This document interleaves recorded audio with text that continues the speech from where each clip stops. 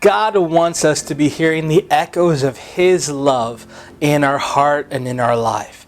He wants the reverberation of His love to come through you so much that it comes through you to other people. And so this is what He's looking for. Question for you. Have you ever been alone at night and all of a sudden you think there's an intruder coming into your house? You start hearing noise and you start getting frantic. And then you find out that it's just a tree branch against a window because the wind's blowing, or something else that's very reasonable and explainable. I have 3 little kids and they hear noises all the time.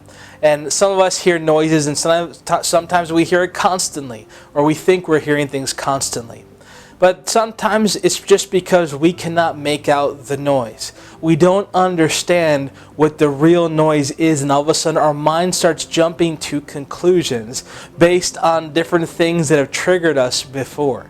And so I think in many of our lives we have different things that have triggered us, but there are current circumstances right now in all of our lives where we might not be interpreting the sound of those circumstances correctly, or the sound that is coming from them.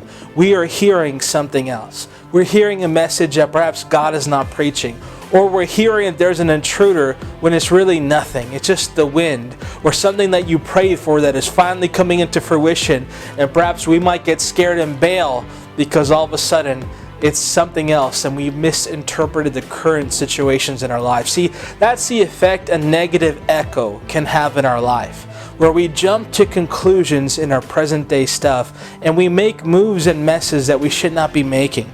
And so again, God wants to reframe those things in our life. And so we might have some things that sound bad in our life right now, but God again wants to all of a sudden put His reflection and show what He is doing in those moments. Remember how David, he remembered the lion and the bear. And then he's able to look at that Philistine. Who is this uncircumcised Philistine? The good things from the past help him to have the correct outlook in the present situation, and to see the present situation through God's perspective, through the true reality, through what God is really saying in that moment in time. And David saw the victory and saw the breakthrough. If he saw like everyone else did, that ran away and hid behind rocks and was afraid, then he could have been destroyed. Or if he saw the lion and the bear and thought, oh man, another intruder, another Goliath, when is this going to stop? Again, that reframing was so important for him to echo God's victories in the present day and age. So, I want to talk about something that in the realm of sound, in the realm of music, so to speak, and that's harmony and dissonance. Harmony and dissonance. I believe that God wants our past and our present and our future to harmonize with Him. That He wants His sound to be moving through us, and that it would be a beautiful harmony. Now here's something interesting that I think that the scars, your physical scars and some of your emotional scars, are some of the notes that God wants to play in the story of His life in your life.